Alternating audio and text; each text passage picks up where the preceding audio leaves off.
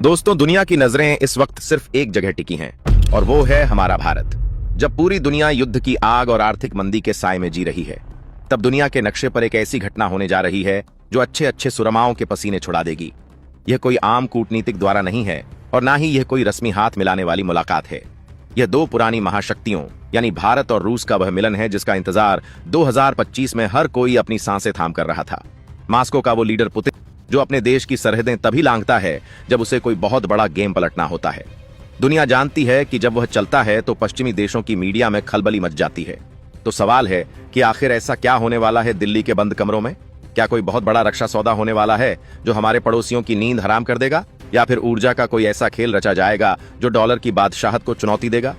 हम आपको बताएंगे इस महामुलाकात की इनसाइड स्टोरी और उन 6 गुप्त फाइलों का सच जिन पर साइन होते ही दुनिया का शक्ति संतुलन हमेशा के लिए बदल जाएगा। तो अपनी सीट बेल्ट बांध लीजिए, क्योंकि यह वीडियो आपको जियोपॉलिटिक्स के उस रोमांचक सफर पर ले जाएगा जहां हर पल एक नया धमाका होने वाला है। दोस्तों, इस पूरे के पूरे घटनाक्रम का सबसे बड़ा मास्टरमाइंड अब आ चुका है। बताएंगे आपको इस वीडियो में। चैनल पर बने रहें। वीडियो को लाइक और चैनल को अगर अभी तक आपने सब्सक्राइब नहीं किया तो चैनल को सब्सक्राइब कर लें और बेल आइकन को जरूर दबा लीजिएगा ताकि इससे जुड़ी खबर अपडेट आप तक सबसे पहले पहुंचती रहे। और हाँ दोस्तों, चैनल पर आगे बढ़ने से पहले आप देश के किस जगह किस कोने से बैठ करके यह वीडियो देख रहे हैं इसे लिखना बिल्कुल भी मत भूलिएगा। और अगर आप भारत की इस कूटनीतिक क्षमता और भारत की तरफ से लगातार किए जा रहे प्रयासों को लेकर के आप सच में देशवासी मानते हैं तो कम से कम कमेंट बॉक्स में भारत के लिए एक जय हिंद जरूर लिखिएगा। दोस्तों, अब देरी ना करते हुए असल मुद्दे पर आते हैं। पुतिन का बाहर निकलना, खतरे की घंटी या मास्टर स्ट्रोक। चलिए सबसे पहले इस बात की गहराई को समझते हैं कि आखिर इस दौरे पर दुनिया इतना शोर क्यों मचा रही है। व्लादिमीर पुतिन, यह नाम ही अपने आप में एक ब्रांड है, एक ऐसा ब्रांड जो पावर और दिमाग का दूसरा नाम है। पुतिन का मॉस्को से बाहर निकलना कोई छोटी मोटी खबर नहीं होती। इतिहास गवाह है कि वह विदेश यात्राएं बहुत कम करते हैं और जब भी उनका प्लेन रडार पर दिखाई देता है तो समझ लीजिए कि दुनिया की बिसात पर कोई बहुत बड़ी चाल चली जाने वाली है। 2025 में जब चारों तरफ सुरक्षा का माहौल इतना टाइट है, जब मोसाद जैसी एजेंसियों के प्रमुख भी अपनी यात्राएं टाल रहे हैं, ऐसे नाजुक वक्त में पुतिन का भारत आने का फैसला लेना अपने आप में एक बहुत बड़ा संदेश है। यह बताता है कि रूस के लिए भारत सिर्फ एक बाजार नहीं बल्कि एक ऐसा जिगरी यार है जिसके लिए वह किसी भी खतरे को नजरअंदाज कर सकते हैं। प्रधानमंत्री नरेंद्र मोदी और राष्ट्रपति पुतिन की यह मुलाकात 2025 की सबसे बड़ी डिप्लोमेटिक ब्लॉकबस्टर साबित होने वाली है। इसे आप सिर्फ एक दौरा मत समझिए, यह एक स्ट्रेटेजिक अर्थक्वेक है जिसके झटके वॉशिंगटन से लेकर लंदन तक महसूस किए जाएंगे। पुतिन जानते हैं और पूरी दुनिया जानती है कि इस वक्त भारत एशिया का वह पावर हाउस है जिसके बिना दुनिया का कोई भी समीकरण हल नहीं हो सकता।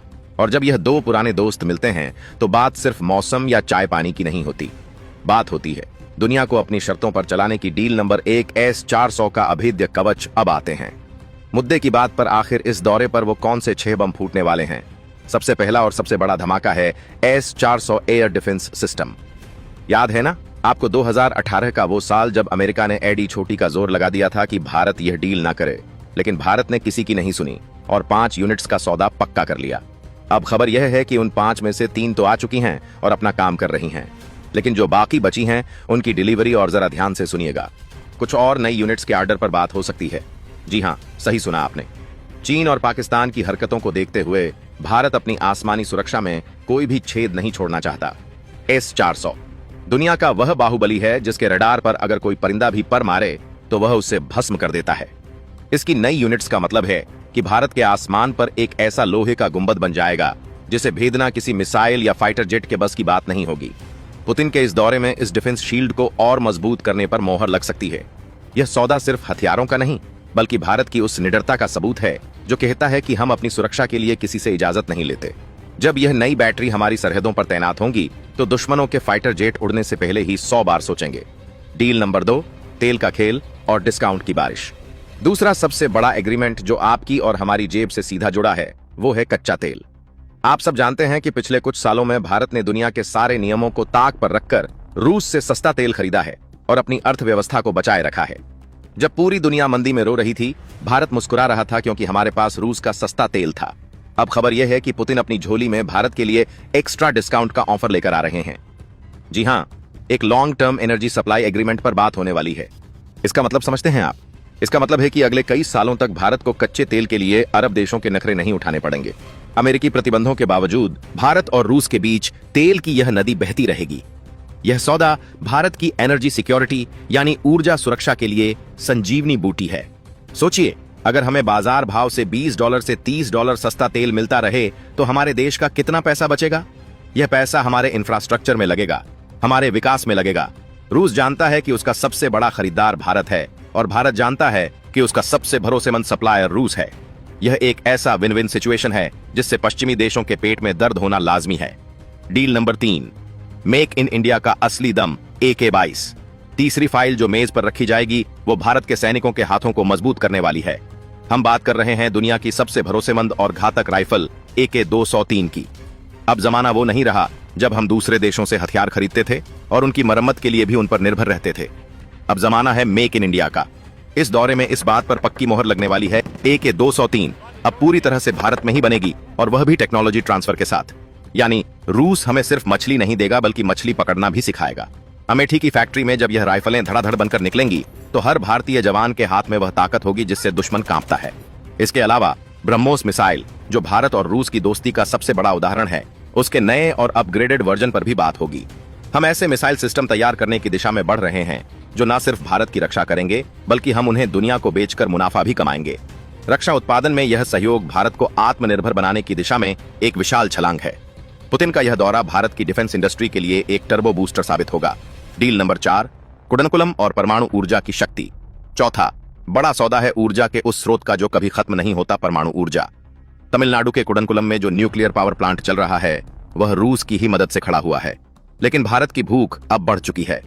हमें और बिजली चाहिए अपने कारखानों के लिए, अपने शहरों के लिए। इस दौरे में कुडनकुलम प्रोजेक्ट के विस्तार और नई यूनिट्स को जल्द से जल्द शुरू करने पर करार हो सकता है। परमाणु ऊर्जा के क्षेत्र में रूस की तकनीक दुनिया में अव्वल मानी जाती है। अगर यह डील फाइनल होती है तो भारत की बिजली की समस्या का एक बड़ा हिस्सा हमेशा के लिए खत्म हो जाएगा। यह सिर्फ बिजली घर बनाने की बात नहीं है, यह भविष्य की उस नींव को रखने की बात है जिस पर 2047 का विकसित भारत खड़ा होगा। स्वच्छ ऊर्जा की तरफ भारत का यह कदम दुनिया को दिखा देगा कि हम पर्यावरण को लेकर भी कितने गंभीर हैं। रूस के साथ यह परमाणु संधि भारत को ऊर्जा के मामले में सुपर पावर बनाने की चाबी है। डील नंबर 5, रुपया और रूबल डॉलर को बाय बाय। पांचवा पॉइंट थोड़ा पेचीदा है लेकिन इसका असर सबसे गहरा है। यह है व्यापार और करेंसी का खेल। अब तक दुनिया का सारा व्यापार डॉलर में होता था, जिससे अमेरिका को दादागिरी करने का मौका मिलता था। लेकिन भारत और रूस ने ठान लिया है कि वह इस मोनोपोली को तोड़ कर रहेंगे। इस मुलाकात में रुपया रूबल ट्रेड को और ज्यादा बढ़ाने पर जोर दिया जाएगा। इसका सीधा मतलब है हम अपना माल रुपए में बेचेंगे और उनका माल रूबल में खरीदेंगे। बीच में से डॉलर गायब। इससे हमारी करेंसी मजबूत होगी और अमेरिका के प्रतिबंधों का असर शून्य हो जाएगा। साथ ही भारत चाहता है कि उसके उत्पादों जैसे दवाइयां, कपड़े और IT सर्विस को रूस के बाजार में स्पेशल एक्सेस मिले। यानी अब तक जो व्यापार सिर्फ तेल और हथियारों तक सीमित था, अब वह हर सेक्टर में फैलेगा। यह आर्थिक आजादी की वो लड़ाई है जो भारत बिना गोली चलाए जीत रहा है। अगर यह व्यवस्था सही से लागू हो गई तो दुनिया के बाकी देश भी इसी मॉडल को अपनाएंगे और यह डॉलर की बादशाहत के ताबूत में आखिरी कील साबित होगा। डील नंबर 6, गगनयान और अंतरिक्ष में याराना। छठा और आखिरी समझौता हमें जमीन से उठाकर सीधे सितारों तक ले जाएगा। स्पेस सेक्टर भारत कात्वाकांक्षी गगनयान मिशन, जिसमें हम अपने अंतरिक्ष यात्रियों को स्पेस में भेजने वाले हैं, उसमें रूस की स्पेस एजेंसी रोसकॉस्मोस एक बड़ा रोल प्ले कर रही है। हमारे एस्ट्रोनॉट्स की ट्रेनिंग हो या फिर गगनयान के लिए जरूरी लाइफ सपोर्ट सिस्टम, रूस हर कदम पर भारत के साथ खड़ा है। इस दौरे में अंतरिक्ष में सहयोग को लेकर कुछ नई और बड़ी घोषणाएं हो सकती हैं। हो सकता है कि हम satellite navigation system, GLO, NAS और NAVIC को एक साथ जोड़ने पर बात करें, जिससे हमारी मिसाइलों और GPS की सटीकता एकदम पिन पॉइंट हो जाए। अंतरिक्ष अब सिर्फ विज्ञान का विषय नहीं रहा, यह भविष्य के युद्ध और निगरानी का मैदान बन चुका है और इस मैदान में भारत और रूस की जोड़ी जय और वीरू की तरह है। जब दो स्पेस सुपर पावर हाथ मिलाते हैं तो ब्रह्मांड की दूरियां भी कम लगने लगती हैं। दोस्ती का वो इतिहास जो कभी नहीं मिट सकता। दोस्तों, जब हम भारत और रूस के रिश्तों की बात करते हैं तो हमें इतिहास के पन्ने पलटने की जरूरत नहीं पड़ती, क्योंकि हर मुश्किल वक्त में रूस दीवार बनकर भारत के साथ खड़ा रहा है।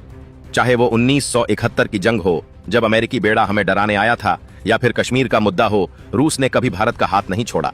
आज भी हमारी सेना के 60% से ज्यादा हथियार रशियन हैं। यह भरोसा 1 या 2 दिन में नहीं बना, इसे दशकों की वफादारी ने सींचा है। पुतिन का यह 2025 का दौरा उसी भरोसे को एक नया नाम देने आ रहा है। पश्चिमी देशों ने बहुत कोशिश की कि भारत को रूस से अलग कर दिया जाए, कभी डराकर, कभी फुसलाकर, लेकिन भारत ने अपनी रीढ़ की हड्डी सीधी रखी और दुनिया को बता दिया कि हम अपने दोस्तों को मुसीबत में नहीं छोड़ते। यह द्वारा उन सभी आलोचकों के मुंह पर एक तमाचा है जो कहते थे कि भारत अब अमेरिका के खेमे में चला गया है। भारत किसी खेमे में नहीं है। भारत का अपना एक खेमा है और उस खेमे में रूस का स्वागत हमेशा रेड कारपेट पर होता है।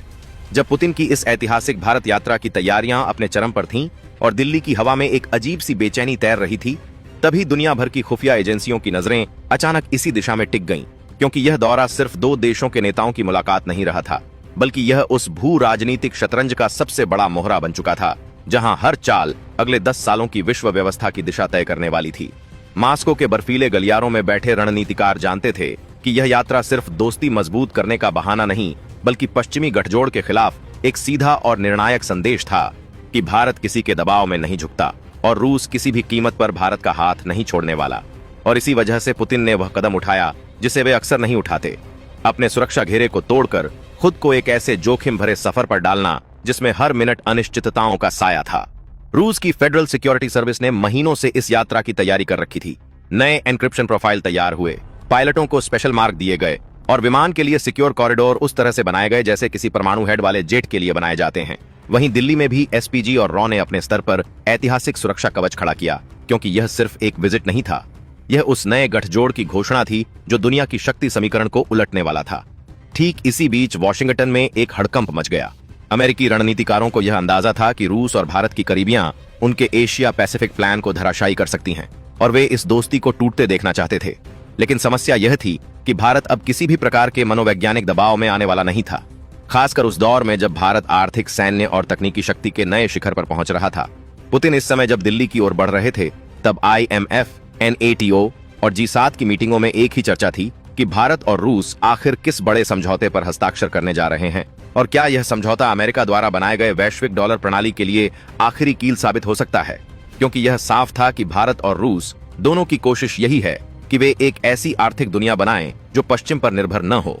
इस बीच भारतीय विदेश मंत्रालय के भीतर कुछ गुप्त फाइलों पर काम चल रहा था। फाइलें इतनी संवेदनशील थीं कि उनमें शामिल आधे अधिकारी भी उनकी असली सामग्री से पूरी तरह वाकिफ नहीं थे, और इन्हीं फाइलों में वो सहमति पत्र थे जिन्हें पुतिन के दिल्ली पहुंचते ही बंद दरवाजों के पीछे साइन किया जाना था। कुछ फाइलें हथियारों से जुड़ी थीं, कुछ ऊर्जा समझौते से, तो कुछ अंतरिक्ष क्षेत्र के उस सहयोग से जिनकी वजह से भारत और रूस आने वाले दशक में मिलकर वैश्विक स्पेस इंडस्ट्री में अमेरिका के बराबर खड़े हो सकते थे। उधर चीन की सांसें अटक चुकी थीं, क्योंकि पुतिन की यह यात्रा भारत रूस रिश्ते में नई गर्माहट लाने वाली थी और इसका सीधा असर चीन की क्षेत्रीय दादागिरी पर पड़ने वाला था। बीजिंग जानता था कि अगर भारत और रूस ऊर्जा, रक्षा और अंतरिक्ष के क्षेत्र में एक दूसरे के पूरक बन गए तो एशिया में चीन का दबदबा कम होना तय था। इसी वजह से चीन के स्टेट मीडिया में अचानक भारत के खिलाफ लेखों की बाढ़ आ गई। लेकिन भारत इस समय वह भारत नहीं था जो कभी वैश्विक दबावों में आ जाए। अब भारत दुनिया के बड़े निर्णयों का हिस्सा था, दुनिया की शीर्ष अर्थव्यवस्थाओं में था और दुनिया की सेना में चौथे नंबर पर था। ठीक इसी समय एक और बड़ी चीज होती है। पश्चिमी देशों के इंटेलिजेंस नेटवर्क को यह पता चलता है कि भारत और रूस परमाणु ऊर्जा, रक्षा उत्पादन और मुद्रा संबंधी सौदों पर इतने बड़े समझौते करने जा रहे हैं कि उसके बाद भारत की आर्थिक निर्भरता पश्चिम पर लगभग खत्म हो जाएगी, और इसका मतलब था कि भारत अंतर्राष्ट्रीय राजनीति में अपनी शर्तों पर फैसले ले पाएगा। रूस के लिए यह साझेदारी इसलिए भी महत्वपूर्ण थी क्योंकि नेटो के लगातार बढ़ते दबाव और आर्थिक प्रतिबंधों के कारण रूस को एक बड़े भरोसेमंद मित्र की जरूरत थी, और भारत उस भरोसे की सबसे मजबूत ईंट था। पुतिन का विमान जैसे ही भारतीय सीमा में दाखिल हुआ, भारतीय रडार नेटवर्क ने उसे घेर लिया, सुरक्षा नहीं, सम्मान के घेरे में। और फिर धीरे धीरे वह विमान दिल्ली के आसमान में उतरा, जहां सुरक्षा का वह स्तर तैयार किया गया था जिसे देखकर दुनिया समझ गई कि यह मुलाकात सामान्य नहीं बल्कि इतिहास का सबसे महत्वपूर्ण अध्याय बनने जा रही है। इस बीच काबुल, तेहरान, रियाद और टोक्यो तक एक ही सवाल गूंज रहा था कि आखिर पुतिन भारत क्यों आए हैं और वे ऐसा कौन सा कार्ड खेलने वाले हैं जिससे पूरा विश्व पावर स्ट्रक्चर बदल सकता है। दिल्ली में बैठे रणनीतिकारों को मालूम था कि यह सिर्फ हथियार या तेल की बात नहीं, बल्कि उस नए विश्व व्यवस्था की नींव रखने का समय था जिसमें भारत और रूस केंद्र में होंगे और बाकी देश परिस्थितियों के हिसाब से अपने आप एडजस्ट होंगे। पुतिन जैसे ही प्रधानमंत्री मोदी के साथ बैठक कक्ष में दाखिल हुए, एक ऐसी चुप्पी पूरे कमरे में फैल गई जिसे देखकर लग रहा था जैसे हवा भी अपनी गति रोककर इस मुलाकात की बातें सुनना चाहती हो। और यहां से जो बातचीत शुरू हुई वह आने वाले 20 से 25 सालों का भविष्य लिखने वाली थी, क्योंकि दोनों नेताओं के दिमाग में एक ही लक्ष्य था, एक ऐसी दुनिया जिसमें बिना पश्चिमी दबाव, बिना डॉलर के दादागिरी और बिना सैन्य गठबंधनों के भी दो देश अपनी शक्ति, बुद्धि और तकनीक से वैश्विक केंद्र बन सकते हैं। और यह सपना सिर्फ सपना नहीं था, बल्कि वह योजना थी जिसे पूरा करने का समय अब आ चुका था, क्योंकि भारत और रूस दुनिया को एक नई दिशा देने वाले थे जहां सहयोग शक्ति से ऊपर होगा और दोस्ती किसी भी धमकी से बड़ी। पुतिन और मोदी की उस पहली बैठक के बाद जब दोनों नेता अंदर के विशेष वार रूम में गए, तभी दुनिया के कई देशों के खुफिया उपग्रह सक्रिय हो चुके थे। पर कमरे के भीतर जो बातें हो रही थीं, वह इतनी गोपनीय थीं कि किसी डिजिटल डिवाइस को 30 मीटर के दायरे में आने की अनुमति नहीं थी। और इस वार रूम के अंदर बैठकर दोनों नेता जिस भविष्य की नींव रख रहे थे, वह सिर्फ रक्षा सौदे या कूटनीतिक गठबंधन तक सीमित नहीं था, बल्कि यह उस असली व्यवस्था की शुरुआत थी जिसमें भारत और रूस मिलकर एक ऐसा आर्थिक, सामरिक और ऊर्जा संतुलन तैयार करने वाले थे जो दुनिया की शक्ति संरचना को बदल देता। पुतिन ने सबसे पहले एक ऐसा दस्तावेज सामने रखा जिसे रूस ने कभी किसी भी देश को नहीं दिखाया था। यह रूस का strategic cold secondary reactor programme था, जिसे दुनिया परमाणु ऊर्जा में क्रांति मानती है। और उन्होंने स्पष्ट शब्दों में कहा कि रूस चाहता है कि भारत इस प्रोग्राम का सहभागी बने, ताकि दुनिया को यह पता चले कि रूस किसी भी दबाव में झुकता नहीं और भारत किसी भी परिस्थिति में अपने भविष्य के फैसले खुद लेता है। मोदी ने उस दस्तावेज को बारीकी से देखा और एक क्षण के लिए कमरे में गहरी चुप्पी फैल गई, क्योंकि यह प्रस्ताव केवल ऊर्जा नहीं, it was a declaration of trust at the highest level. इसके तुरंत बाद भारत की तरफ से वह फाइल खोली गई जिसमें भारत रूस मुद्रा लेन देन को डॉलर सिस्टम से पूरी तरह अलग करने का प्लान था। और यह प्लान इतना शक्तिशाली था कि अगर यह लागू हो जाता तो एशिया और यूरोप के बीच होने वाले बहुत से व्यापार में डॉलर का वर्चस्व अपने आप गिरने वाला था। पुतिन ने इस कदम को रूस की सबसे बड़ी रणनीतिक जीत कहा और कहा कि जब भारत और रूस अपने बीच डॉलर हटाकर सीधा व्यापार करेंगे, तब दुनिया को यह समझ आएगा कि वैश्विक अर्थव्यवस्था में पश्चिम का दबदबा सिर्फ समय का खेल था। लेकिन असली खेल इसके बाद शुरू हुआ, जब दोनों नेताओं ने उस अत्यंत गोपनीय फाइल को खोला जो साइबर और स्पेस सहयोग से जुड़ी थी। फाइल इतनी संवेदनशील थी कि सिर्फ 2 पन्नों की, और दोनों देशों के वैज्ञानिकों ने इसे new age strategic infrastructure blueprint नाम दिया था, जिसका मतलब था कि भारत और रूस मिलकर एक ऐसा संयुक्त स्पेस साइबर नेटवर्क तैयार करेंगे जो भविष्य की हर युद्ध तकनीक और हर डेटा इकोनॉमी की रीढ़ बनेगा। इस नेटवर्क से रूस को एशिया में एक स्थायी तकनीकी आधार मिलेगा और भारत को उस स्तर की साइबर शक्ति मिलेगी जो अमेरिका और चीन जैसी महाशक्तियों के बराबर खड़ी हो सके।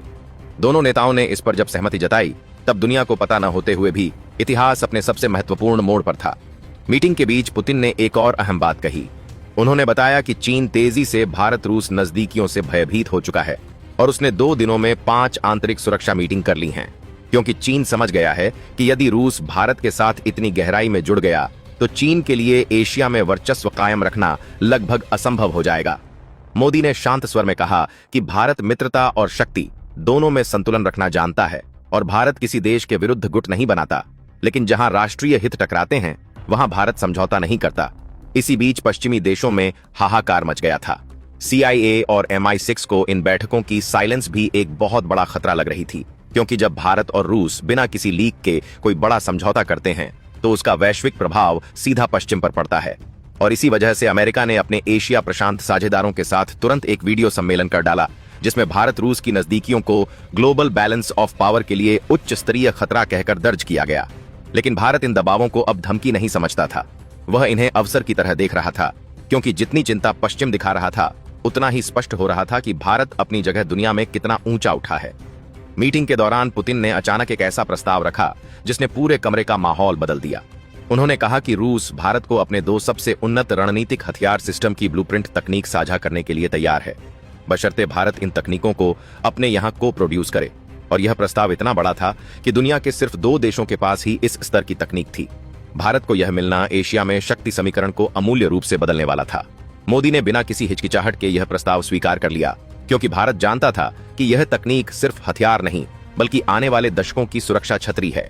ठीक उसी समय रॉ चीफ को एक गोपनीय संदेश आता है कि यूरोप की कुछ एजेंसियों ने भारत रूस वार्ता पर रुकावट डालने की कोशिश की है, पर भारत के साइबर डोम्स ने उसे ब्लॉक कर दिया है।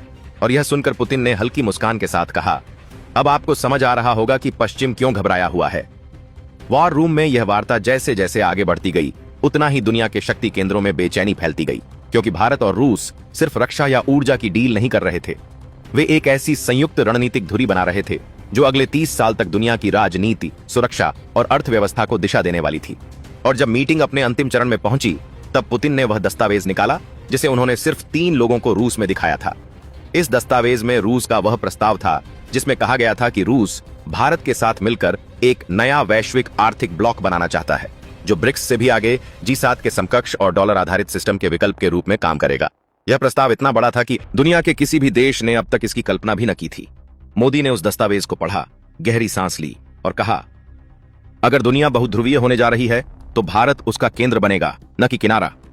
दोनों नेताओं ने हाथ मिलाया और उस क्षण इतिहास अपने आप लिख गया।